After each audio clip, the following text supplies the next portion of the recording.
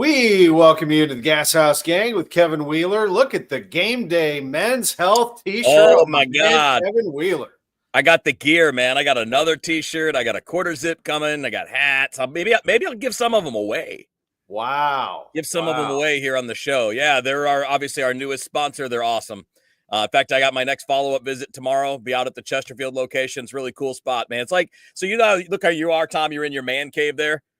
It's kind of that vibe, man. You just sit there. You're on TV. There's sports on TV. You're on the couch. They got snacks and drinks while you're waiting around. So whatever you need, man. If you're just dragging butt, if you want to get in the gym and get some more benefits, if you have anything going on you're not happy with, check them out, man. GameDayMen'sHealth.com. They're awesome. They're unbelievable. I like it. Great sponsor. We thank them for joining us, as well as Saliga Heating and Cooling. We have two great sponsors, and I'm sure more to come. Yeah. And a Cardinals season that is going to start here shortly. We're 8 days away from the start of spring training. I love this time of year. I actually talked to Adam Wainwright on KMOX earlier this morning. We talked about a lot of things. The reason we had him on was the St. Louis Symphony Orchestra and Adam are collaborating on February 22nd. That is going to be a show where he plays with them. Joe Buck is going to narrate Casey at the bat. It's going to be kind of a baseball-themed show. So what a neat thing that's going on at Stiefel Theater. But I also noted that February 22nd is the first Cardinals game. So I asked him, I said, by now you'd be throwing down to Jupiter. Do you have the temptation to go get your glove? He said, I wear a glove every day because I'm an assistant softball coach. So he's out there with Caleb, his son, and of course he's, driving his girls to soccer and to this and to that. He is Mr. Dad right now. I'm sure he misses some aspects of the game, but having been removed from it for a full year and able to broadcast it from time to time, that's what he wanted. He said he wanted to stay in the game of baseball, and that's why he chose to be a broadcaster. Yeah, look, and he's not just sitting around. Right. I mean, in addition to that, he's got the whole music thing going on. So I think it would probably be a lot harder. I know it would be for me to stop doing this and then just sit around. Like how? Yeah. I don't know how you do that after all those years of doing things every day and having fun every day. So, I mean, I totally get it. It's cool for Waino that he's definitely in that mode where he's got the next things in line that he likes to do. Including being around the kids more. Absolutely. And he told me, the broadcasting part was to be in baseball enough to where he didn't want to have to coach, because coaching would take up all the time. I mean, if he was coaching at the major league level or even at the minor league level, but it would be a major league coach, I would imagine. That's an everyday deal. So it allows him to do both. I just saw the comment pop up there about Edmonds. I didn't bring up Edmonds to Waino, and there's a couple reasons why. One, I didn't want to assume that he listened to the interview or knew what the heck was going on. As I just mentioned, Adam's Mr. Dad. He's driving kids around. This thing was like not even 24 hours fresh. Is he supposed to instantly comment on everything Jim Edmonds has to say? The interview was about the St. Louis Symphony Orchestra and his performance, but we did talk about, him being a former player coming back to the ballpark, him as a broadcaster and his experience doing that. And as you can imagine, it was a completely different set of answers from Jim Edmonds. I mean, they're just two different people. And also, Edmonds has been a former player for well over a decade now. Oh, yeah, so, he's kind of gone through he's seen some things over and over and over again that are really grinding his gears. So he kind of aired it out, and I can understand that and respect that. Adam is a different person, as we all know. And when I brought up the Cardinals plan and reset, I wondered what he was going to say, and I put it in his court to answer. And he said, I'm really not on the inside on all of that, but I do think this. And then he went for 5 minutes. And he tough straight. And in that time, he maybe went a little over the top on this because he's friends with him, but he did praise John Mozeliak pretty heavily, and said someday I think he'll be in a Hall of Fame executive. I mean, he basically said that John Mozeliak is doing what he is supposed to do. So while he understood what is going on with the team, he still believed that the team could be competitive and that they are trying, it sounds like, to do both at the same time, Kevin. Yeah. By the way, I think we have to look at Mo's career the way that we look at a star player, right? Mo had a long run where he was voted by his peers as one of the best executives in the sport. Won a World Series, constant contention for a long period of time. And, it's not always that great. It's not always the same as that at the end of a career, right? When you're a star hitter, when you're a star pitcher, your last few years are not always the same. If you look at it in that context, you can appreciate the career and also understand why things are changing, right? I mean, Yeah. I don't see why this is so complicated. I get it. It's not a physical decline like a player will be a physical decline, but it does mean that things change and you're still the same human being and time always wins. And that's kind of what it is. So, yeah, I think that's an interesting point. And my only hope, and we've talked about this, Tom, a lot when we've talked about this year and really kind of setting things up for Bloom to take over next year. I just hope they don't get caught walking the tightrope again. Like, err on the side of the future. I mean, like, if you're going to have to make tough decisions that are going to let you find out more about 2026 and beyond without getting too caught up in the now, unless you get to like June and you're good. In that case, put the pedal down and go. Add to your team, stick with veterans, do all that. But I think if we're talking about a guiding principle, I just hope you don't get caught straddling the line. It's very well put. I mean, I think the Cardinals have a responsibility to be an entertaining product to the people who spend money to go watch them, but they also equally need to be very transparent and open. And I've said this behind the scenes and on the air too. It's my feeling that these fans who have given everything that they can, I mean, you can't say a bad word about Cardinals fans, really. I mean, I know there are some who get very negative online, but I always look at that as passion. They actually take the time to open a laptop, type something out. Why is that? Because they don't care about the Cardinals? No, right. Because they do. Right. So, I never look at it unless it gets totally nasty. But anyway, I think it's important for the team to allow the fans to feel like they are part of it. And the way you do that is you bring them along for the ride. You explain to them what's going on. You get them involved. Is there a chance that, and I think it was Lars Nootbaar might have been the one who said this during the warm-up, that everybody kind of starts to follow these young guys and they do kind of get it and they start to click. Would that create some enthusiasm within the fan base? I actually think it would. I think the Cardinals fans do latch on to the underdog mentality once in a while, but they're pissed. I mean, they're not happy with the way things have gone over the last almost decade, really, of a slow decline. So, you got to understand that if you're the Cardinals organization. I think they do understand their fans. They completely got the message last year with empty seats. It got their attention. Now, it's a different chapter in the journey. Someday, will the Cardinals be back to being a high quality, championship caliber, National League royalty type team? You sure hope so. Yeah. But history says they probably will at some point. Yeah. I mean, they've had major dips throughout their history. They haven't always been great. Yeah, 100%. And I think that transparency is important. I think the hard part that I run into, and Bernie brings this up sometimes too, is the hard part is the balance of urgency and patience, right? Like, you have to make changes, but changes don't happen overnight. And the solution isn't just write more checks. Like that, you can do that, but it's a temporary fix.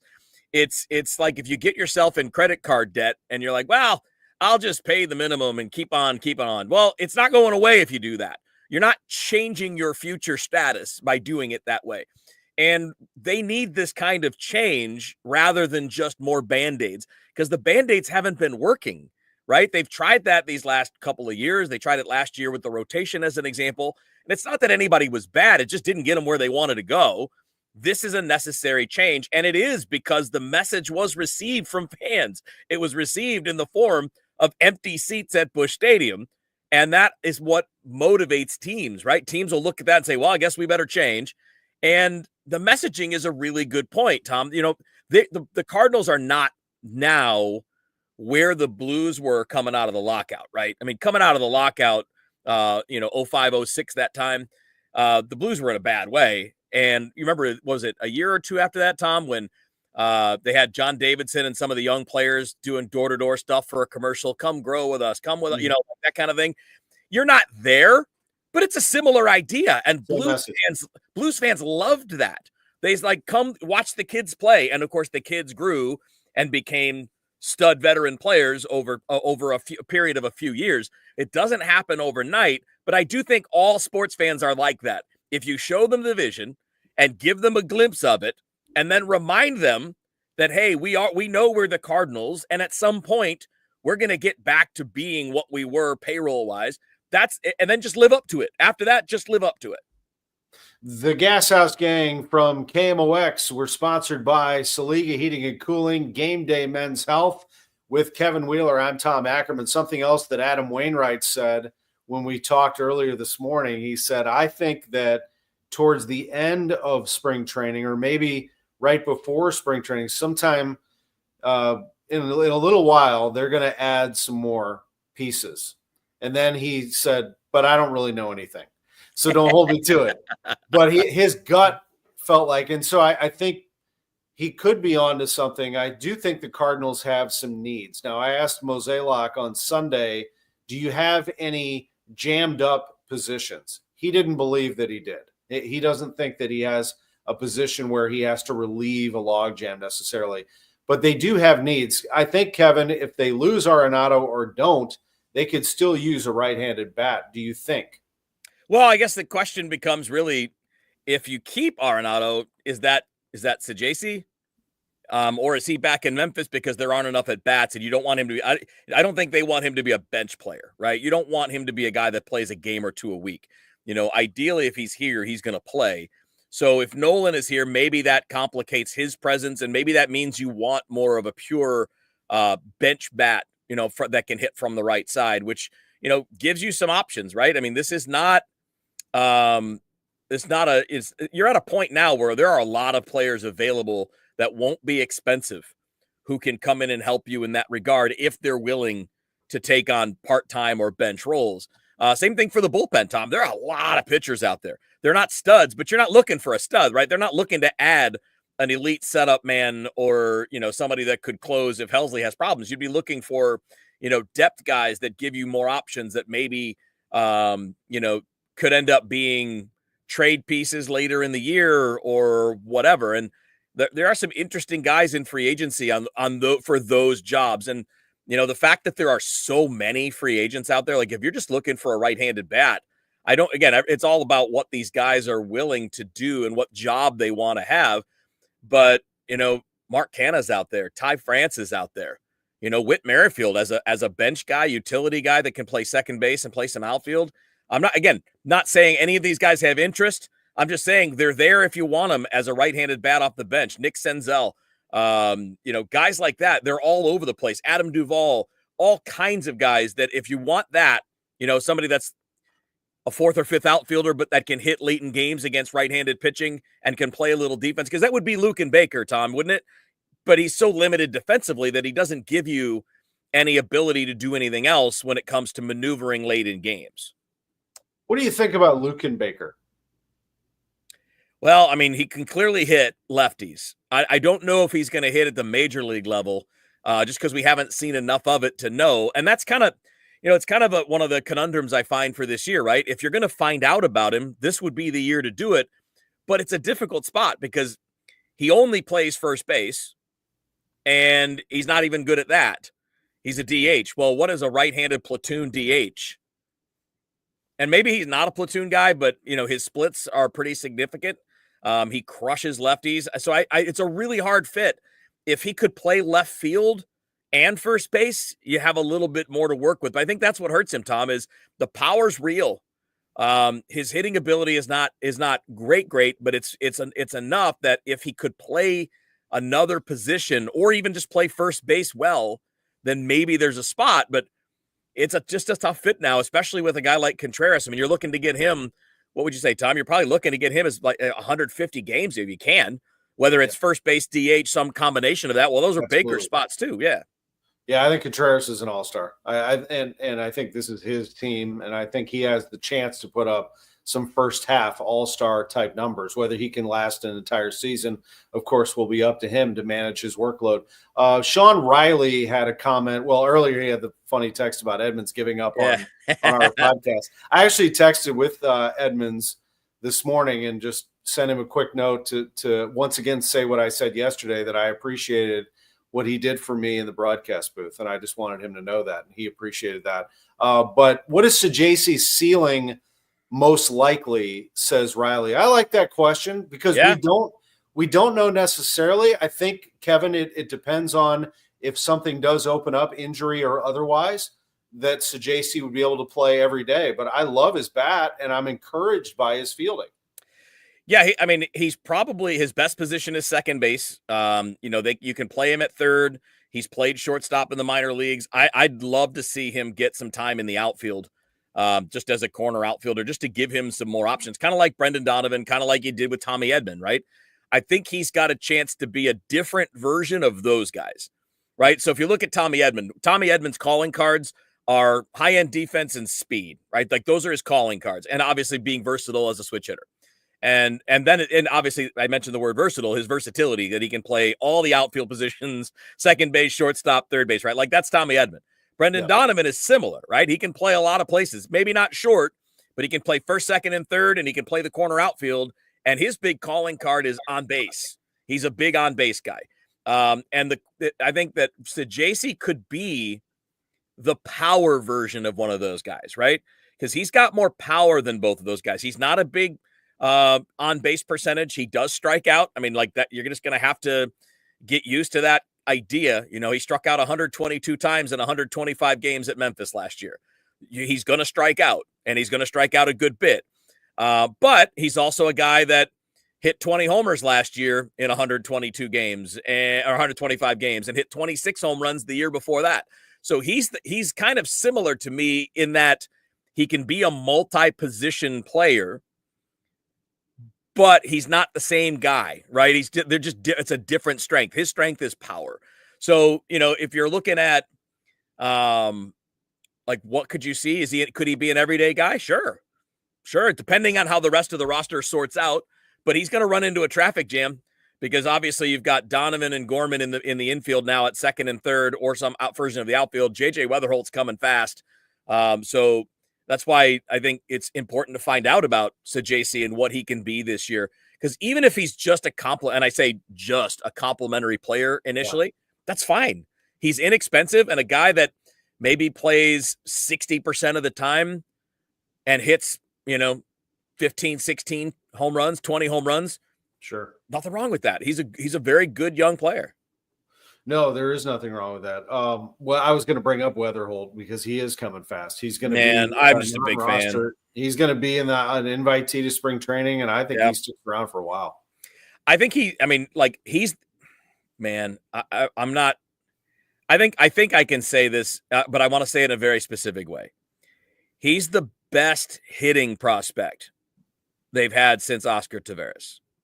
Not necessarily power. He's got power, but like Jordan Walker is like the power prospect, right? Like Jordan's the guy that if it all clicks, he hits the ball so hard, he's a 30, 35 homer guy. I don't know if Weatherholt's that, but we didn't know that Oscar was that either.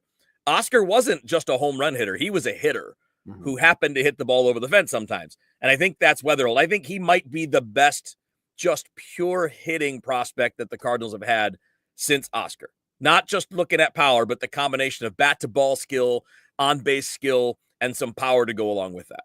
And Brendan Donovan is my leadoff hitter. I don't think there's any doubt about it. I'm leading off games with him. I've got other candidates. Wynn could do it eventually. I think Nootbaar can do it. He gets on base. But I just love Brendan Donovan's at bats. He just battles. And we're going to have to see that from Weatherholt. Like I see plenty of great stuff. I got it. Yeah. But he's going to, he'll face some big league pitching and have to adjust and show that he can deliver.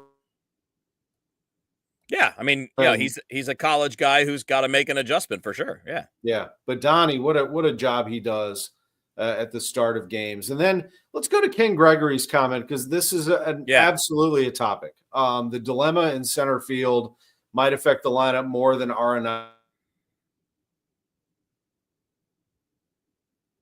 Yeah, it might. It might. And Tom, you froze just in case you hear me. But it is a topic because, yeah. No, I know. Did I cut out or did you? You're good now. You're good. One of us did. Okay. Yeah. Well, one of us did. I don't know. But at any rate, the job at center field is right now about defense, Siani and or Scott. But I think Nootbaar can play it. Can he? Yes.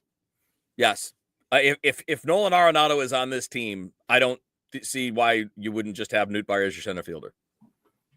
I mean, yeah. if Nolan is on this team, that gets all the bats in the lineup that you need to get into the lineup. It gets Nootbaar into center field. You got Donovan in left. You got Gorman at second base. You can move some of these pieces around, right? You don't have to stay exactly with that because there are some guys that can move around. You can use Gorman at DH at times and obviously, use second base for Donovan and play defense on a given day there. But I mean, to me, that's got to be. I don't think you can afford to put just an out in this lineup, and there's no reason to do it at this stage unless somebody like Victor Scott just shows that he's ready. In that case, hey, man, if that guy hits and shows that he's going to be a competitive major league hitter, that's fine. He's the young guy with the high end speed and all of that impact. But Newt should be that guy in center field if Arenado is here for sure, and maybe even if he's not. Let me ask you this. Would you rather see 450 plate appearances from Siani or 450 plate appearances from Sajaci? Sajaci. Yes. And the only way that happens is with Newton center, even without Arenado, right? Because even if Arenado's gone, Donovan at second, Gorman at third, if Newt's in left and you're going in center, that doesn't really leave much for Sajaci to get at bats. Maybe a little of DH time. But you're going to want that for Herrera. You're going to want that for Gorman. I think, I don't want to say that you're not going to play Siani if he's here. Of course you are. You're going to play based on matchups and who needs rest and all that stuff. But I'd love to see them side toward these guys that you want to find out more about. Well, the only reason Siani and Scott were even playing in the beginning was because of Nootbaar's injury, right? I mean, because Dylan's injury, in spring training. Dylan, those guys were not supposed to be the guys out there. Yeah, you're right. So I mean, as long as Newt is healthy and playing, I think he's your center fielder. I really hope so. I really hope so because it just opens up more things for you. It gives you a deeper lineup. You can use, by the way, if you're doing that, you can use Herrera as a DH to get him more at bats if you really want the Pajes defense behind the plate. And if I'm going to go defense, I'd rather go defense behind the plate than in the outfield. I think that's a much more significant place to choose defense over offense, and that allows you to get Herrera's bat in there at the same time. So I think there are plenty of ways to play it. I like your idea, Tom. I would have Donovan as the leadoff guy too. I would go Donovan. I might even look at Wynn in the 2 spot. He might be kind of fun with an on-base guy in front of him and Wilson Contreras behind him, and then Nootbaar after that. See, I like Newt, even though he's got the on-base skill and he can run. I like him in the middle because he's got real power. And he can be a combination of those things. I would love to see that kind of combination. A little bit of left-right matchup, like alternating, and put an on-base guy at the top, put Mason Wynn in the 2 spot where his damage can play, his speed plays, he'll hit with somebody on base in front of him, and with your best hitter behind him, which can be a really advantageous spot, as Tony La Russa used to take advantage of when he would construct a lineup, right? How much do you think Jim Edmonds and Chris Duncan loved hitting in front of Albert? The Gashouse Gang from KMOX with Kevin Wheeler. I'm Tom Ackerman.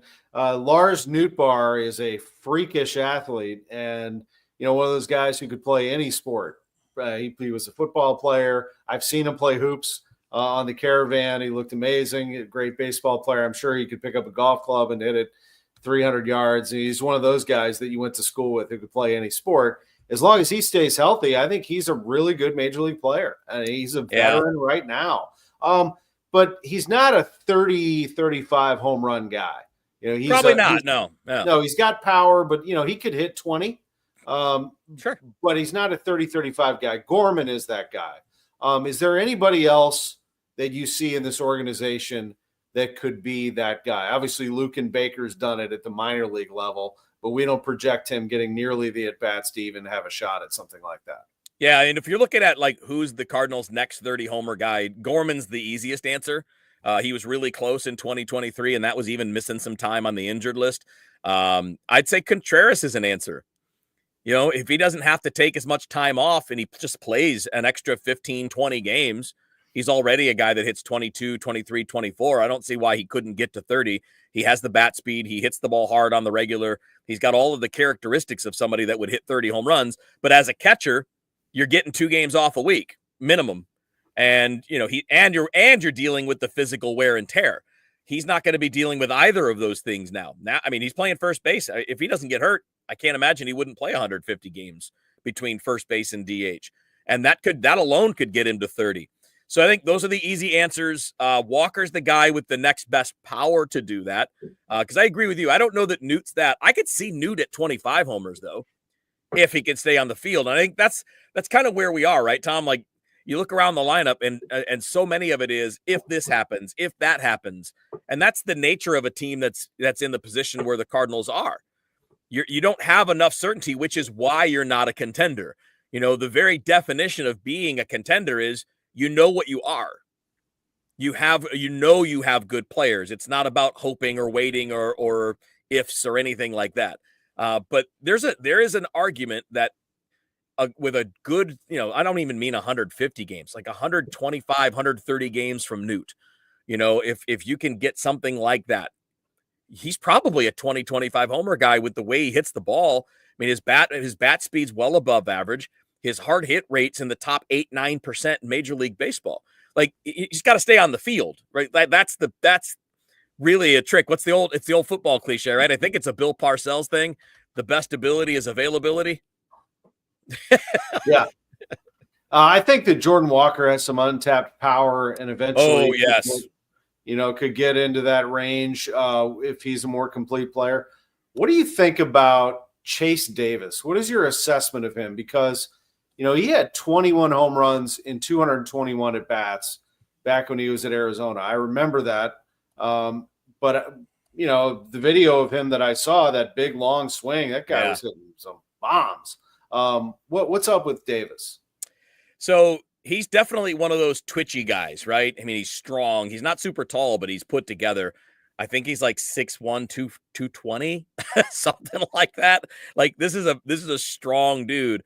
My biggest worry there is the strikeouts. And, like last year as an example, he played at 3 levels, which is great. He advanced from low A to high A and got like a cup of coffee, got like 8 games, I think 10 games at Springfield at the end of the year. And combined in all of that, had 408 at bats, only 12 home runs, which is a little low for what I would expect for a guy with his strength and his build. But part of it is he's got to put the ball in play more. 113 strikeouts in 400 at bats, again, about a strikeout a game at the minor league level. And that's mostly A ball, right? That's only a little bit of double A, no triple A. That's mostly A ball. If you're a strikeout a game in A ball, you're probably a 180, 190 strikeout guy in the big leagues. Now, that doesn't mean he can't fix it. He's got all the tools. He's physically strong. He's got the power to be a 20, 25 homer guy. It just, with a lot of these guys in the minor leagues, and he's the definition of it, is at some point that raw ability has to turn into a little bit more contact.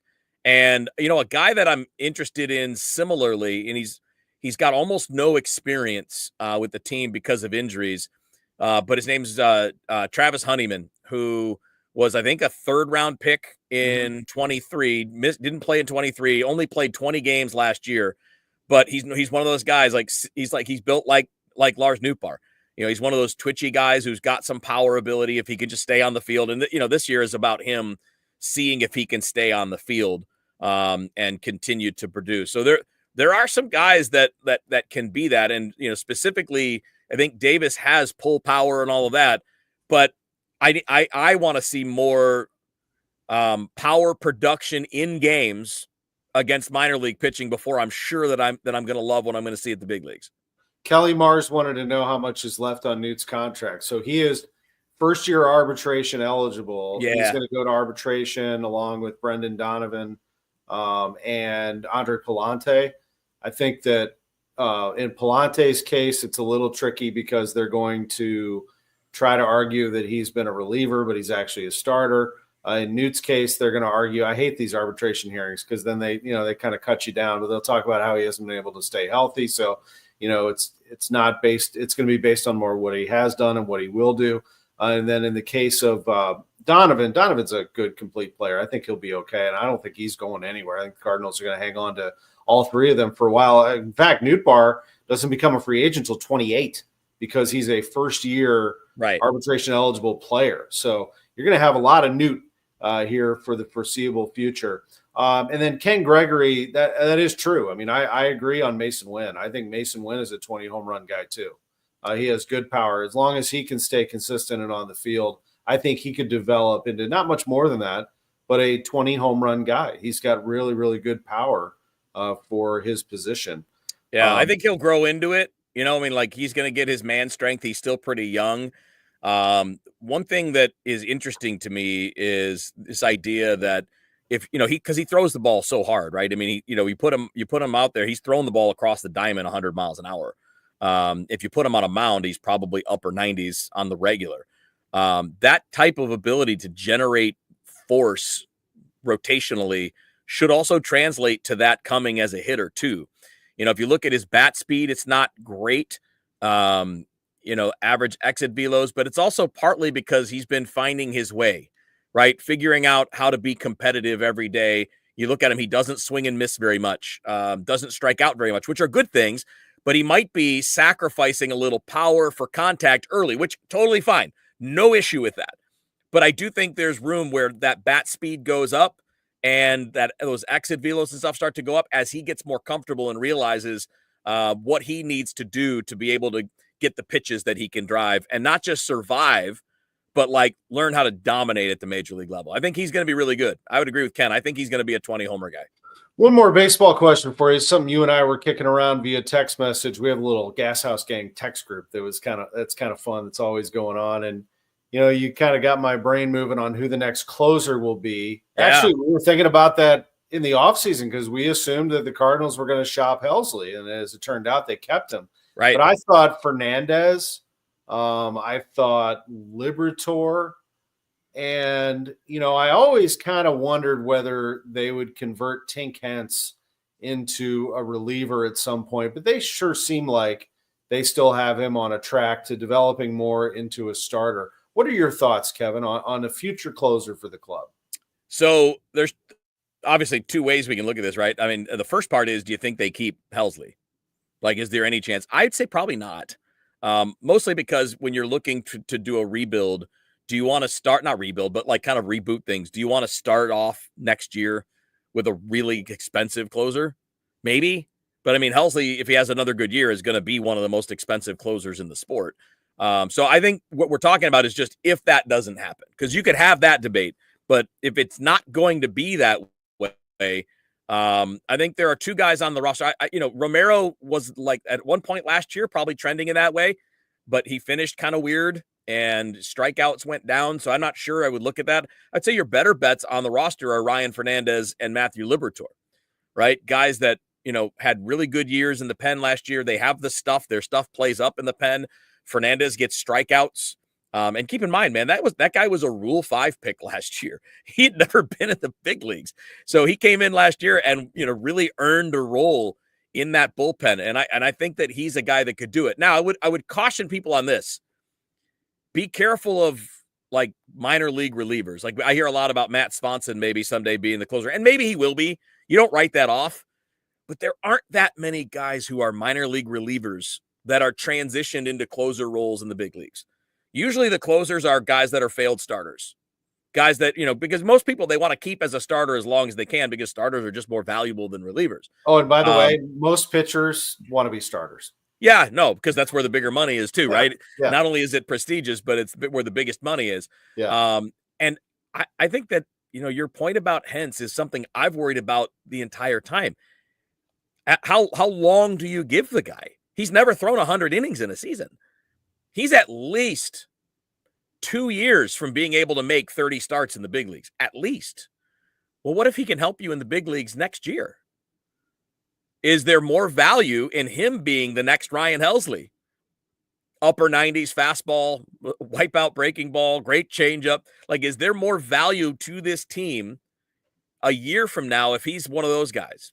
Yeah, it's not like they haven't taken guys in the minors and thrown them right into it. I mean, Trevor Rosenthal, they plucked him right out of, single A, double A. Carlos Martinez, they ascended him pretty quickly in 13 as well as a setup guy to Rosie. Yeah. I mean, I could see it. I mean, so he's, Tink Hence was drafted out of high school. He's now 22, and he's thrown a grand total of 236 innings as a pro in 3+ seasons. Like, that's not tracking towards being able to carry the workload of a starter. I hope he can, because he's phenomenal. He's so smooth. He's so explosive. His fastball is electric. His changeup is a killer. I mean, like, he's legitimately awesome, and I know why you want him to start. But at some point, you're going to have to make that call. Is he going to be able to show you? Now, this is a big year for him.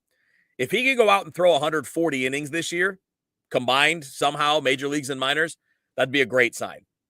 But it's also a big jump because he only threw like 80 last year and he only threw 90 the year before.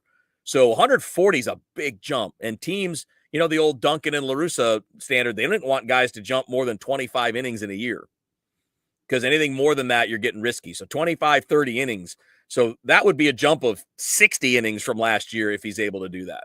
And I'm not sure that they're going to push it. With Kevin Wheeler, I'm Tom Ackerman, the Gashouse Gang. If somebody asked me, would you rather go to the Super Bowl or go to spring training and enjoy the ballpark? I'm taking spring training 100 out of 100. Me too. I'll watch the Super Bowl right here, baby. Yes. Right here on this couch. I'm good to go. I have maybe 25-year-old Tom Ackerman might have wanted to hit some of those parties, and go see all the activations and everything. I am good to go. That said, I will pay attention to what's going on this week, and I'm very much into this game, and I have made my choice. I'm taking the Philadelphia Eagles in this football game, and I've looked back at the season, and I think the Chiefs have been a phenomenal team defensively, and Steve Spagnuolo has done an amazing job, and his goal will basically be to contain Saquon Barkley and make Jalen Hurts beat him. Right. But, man, I think a lot of teams have tried to do that and have failed to do that. And what they did to Washington woke me up. They put 55 freaking points on Washington. They haven't lost a game outside of the 3-point loss at Washington since like September. I mean, this team has mowed down everybody. Now, Kansas City has also won a ton with 1-0 loss to Denver because nobody played. Yeah, they didn't play anybody. They had one other loss in there, obviously. But other than that, it's just two great teams. I think it's going to be a great football game. But I look at this Eagles firepower. I think both have great crowds in there. So I don't think that's one factor over the other. It'll probably be split, maybe a little bit more Philly for whatever reason. They seem to be a bigger market. Yeah, they're gobbling up a lot of tickets. But there's something about this Eagles team, and the explosiveness of Barkley makes me feel like it is their time. What do you think? Yeah, I mean, there's a reason it's only a 1.5 spread, because everybody sees it the same way. It's a close game. So anybody that's going to be super definitive about this game is probably fooling themselves a little bit. I'm going to lean Chiefs for basically one reason. When it's this close, I'm just going to lean on the best player, and Patrick Mahomes is the best player on the field. I know that Barkley has a say in that, but Barkley only has it when someone gives it to him. Mahomes has it every play, and he's got the ability to change the play and the ability to adapt on the fly. And I think that, the nature of the position, it's not a matter of quality, right? Saquon Barkley is the running back version of Patrick Mahomes at quarterback, right? But he's not a quarterback. So if I'm going tiebreaker, which I am, I'm going to lean to the Chiefs. I think Spags does a great job of taking away what other teams want to do. And if you can turn Jalen Hurts into a pocket passer who has to throw the ball into tight windows, you're probably going to be in an okay position. That said, Philly's defense is really good, and they might not make it very easy on the Chiefs. So I would anticipate that it's a close game. And when you're in a close game, Tom, all it takes is one broken tackle, one spin move, one B button for Saquon Barkley, and it's an 80-yard touchdown run and it's ball game. So flip a coin. I'll take the Chiefs, but only because I'm trusting the best player on the field at quarterback. I will say this: the Eagles will have to make sure that Patrick Mahomes doesn't get the ball last, because if that happens, then it will be over, because he always finds a way, he and Andy Reid, to get it done. But it is going to be a fun game. I do look forward to that. And I always look forward to these chats, my friend. Thank you very much for that. Good and times. Hope you have a great rest of your day, pal. I will, man. It'll be a pinch hit for you tomorrow, too. I'll see if I can do a Luke and Baker and hit a ball out of the ballpark. Yeah, I've got a college basketball trip, so you'll be with Matt Pauly tomorrow. You got Bernie on Thursday, and Matt's got Bernie on Friday. The Gashouse gang coming to you on YouTube. Subscribe to KMOX Sports and like us on YouTube. I see our subscriber count is going up. Get in on that. Thanks for joining us on KMOX.